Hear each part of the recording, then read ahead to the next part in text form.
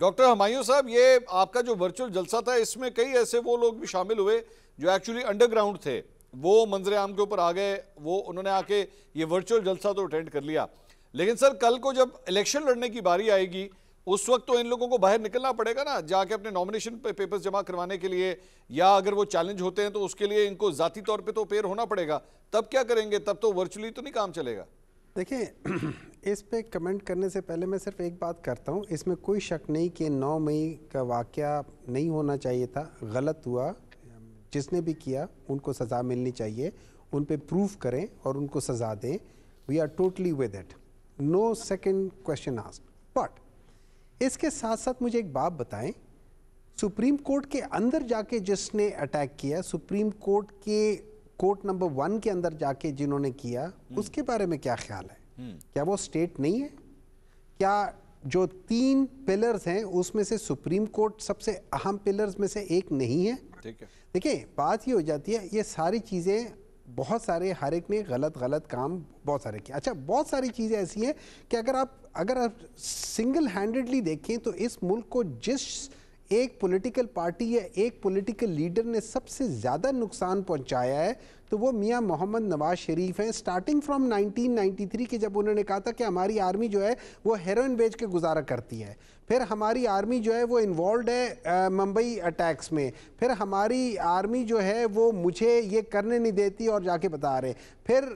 اس کے جو chief of army staff, sitting chief of army staff کے طیارے کو اترنے نہ دیں اور اس کو رسک پہ لے جائیں کہ وہ along with تقریباً 200-250 اور لوگ جو کہ جن کا کوئی تعلق نہیں ہے ان کی بھی جان خطرے میں ڈالنا، اور پھر سپریم کورٹ کا، اور پھر سو آن ادر تھنگس، ٹھیک ہے؟ تو اگر ہم دیکھیں تو سب سے زیادہ نقصان اس ملک کو سنگل ہینڈڈلی اگر کسی نے لیڈر نے کیا ہے تو وہ میاں نواز شریف ہے۔ پھر میاں نواز شریف وہ واحد لیڈر ہیں جنہوں نے ہر ایک کی حکومت میں کنسپائر کر کے ان کی حکومت گرائی ہے۔ چلنی شروع ہو گئی ہے، اچھا نہیں بات کریں۔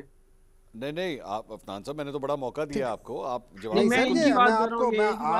ریپیٹ ٹیلی کاسٹ آپ لوگ بھی کرتے ہیں، مجھے بھی کر لینے دینا۔ اچھا دیکھیں، اب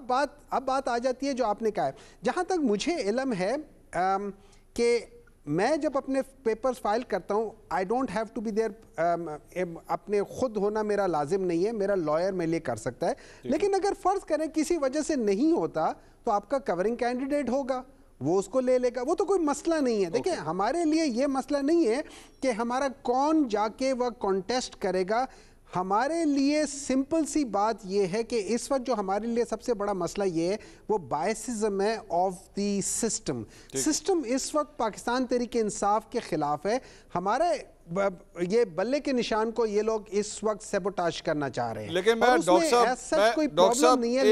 ایک سوال، یہ سسٹم آپ کے خلاف ہے، آپ سسٹم کو اپنے ساتھ حمایتی بنوانے کی کوشش بھی تو نہیں کر رہے نا؟ آپ کے جو ورچوئل جلسے میں ایسے لوگوں کو آپ نے انوائٹ کیا جو ایکچولی باہر سے بیٹھ کے جو ہے وہ پاکستانی فوج کے خلاف، اسٹیبلشمنٹ کے خلاف علاب شراب بولتے ہیں، تو پھر آپ بھی تو ایسے لوگوں کو انوائٹ کرتے ہیں نا اپنے جلسوں کے اندر، تو اس کا مطلب آپ سگنل کیا دے رہے ہیں اسٹیٹ کو؟ آپ یہی سگنل دے رہے ہیں کہ جناب آپ جو مرضی بولتے رہیں، یہ تو ہماری پارٹی کا حصہ ہے، ہم ان کو پروموٹ کرتے رہیں گے۔ دیکھیں، اس طرح ہے کہ لیٹس بی فیئر آن دس، ٹھیک ہے؟